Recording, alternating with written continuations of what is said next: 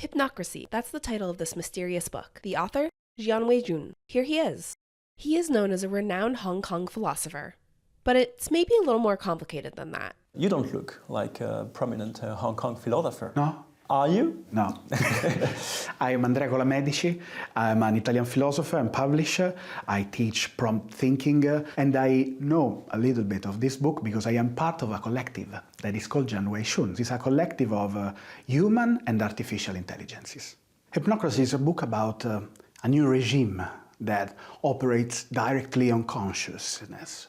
And what happened is that altered the state of awakening of the people. So it's very interesting to understand how it works. And Hypnocracy is not just like a book about a new regime, it's also an experiment, a philosophical experiment of meta-narration.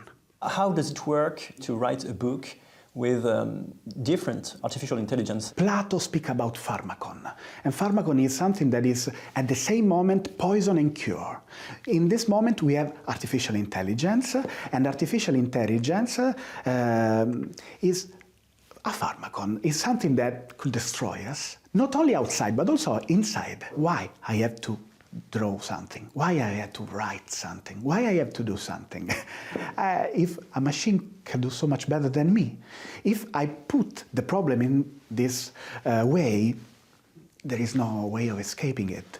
But there is another way to use artificial intelligence. There is a way that is about the capacity to make the good questions and to let the machine give you questions. It's the capacity to use the artificial intelligence as a mirror in which you can look at yourself and something that produce a thesis that you have to struggle with. You don't have to accept what happened. You don't have to accept what the artificial intelligence generate.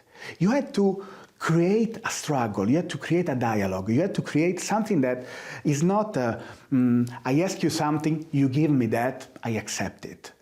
This is the worst way to use artificial intelligence, because in this way, you lose the capacity of thinking. What was the starting point when you launched this project, Hypnocracy? The starting point was to create a book that was at the same time a reflection and a performance. A book that shared a theory.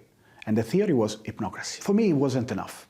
I read a lot of great theory about the moment that we are living. The book is a good book, I hope, but the performance creates a layer, an adjunctive layer, in which you can understand better the theory that we try to create. We have to express new way of thinking, a new way to feel the knowledge.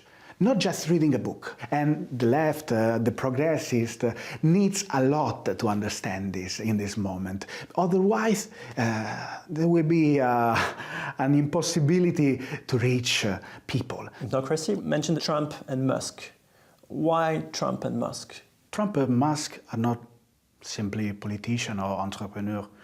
They are priests of a new form. What they bring is confusion, and they create always biggest confusion, and they need the confusion to express the new form of architecture of reality. If we talk about Trump and Musk and we try to deconstruct their thesis and we try to understand what they are saying, we lost ourselves. We had to understand that there is a strategy, a very clear strategy, a very smart strategy, and we have to understand how they are shaping this architecture of reality. In the book it says that the Trump-Musk creates a trance. Tell me more about the use of this word, trance. This trance is a very strange thing, because, you know, every one of us receive a reality tailor-made. On our social media, what we received is a timeline that is created just for us. And we receive our shape of world. We receive one view, one point of view.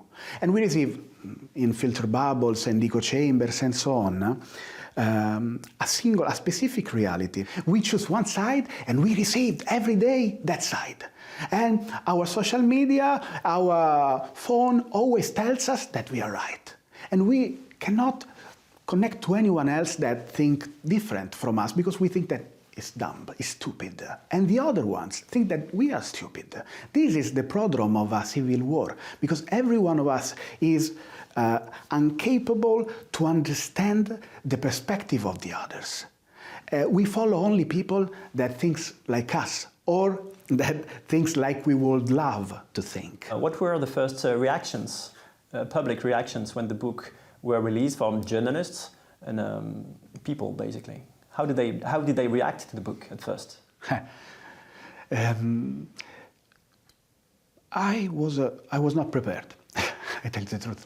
This book started to be talked in Italy and in other countries, and nobody at the beginning, in these days something is happening, but it's 2 months later, nobody asked, but this generation really exists?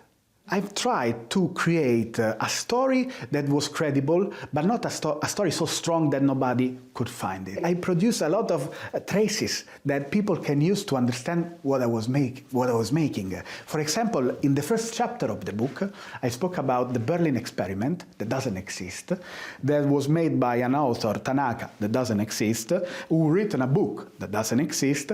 It was not a hoax. I'm not interested to say, ha ha, I got you. I don't care about it. If you got you, I don't care. What was interesting for me, what was important for me and is important for me is, you know, we can create together a story. And we can create together a story that can let us feel alive, and that can let us feel that we are in a path. We are in a journey. We are in a possibility of creating something together against something that it seems unbeatable, but it's not unbeatable. On a personal note, I mean, I have to tell you something, because yeah, sure. When I prepared this interview, I thought, I mean, I have not seen this guy. What will he tell me? Will it be true? Are you actually Andrea Colamedici? Beautiful. I mean, and then I started to actually wonder about everything. And even now. Yes, I have a lot of possible answers to this question. The first is that, and maybe I will use only this, the first is that we are lost, but we don't care about it enough. We have to understand that we are always lost. We need to think that reality doesn't end where it tells that end. Maybe there's something else. Maybe you are not just you. And maybe thanks to you, thanks to the fact that you don't think, you are not so sure that I am Andrea Colamedici, maybe I can understand some part of Andrea Colamedici that I didn't notice until now. So, the possibility to understand that we are much more, that the reality can be something else, it's something that we are risking to lose. Because we have just our reality and the other one is a mistake. This is a great opportunity. Starting to feel the passion for doubts.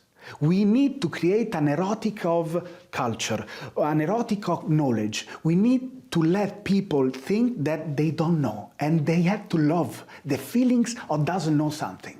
I think that this is the beginning of philosophy.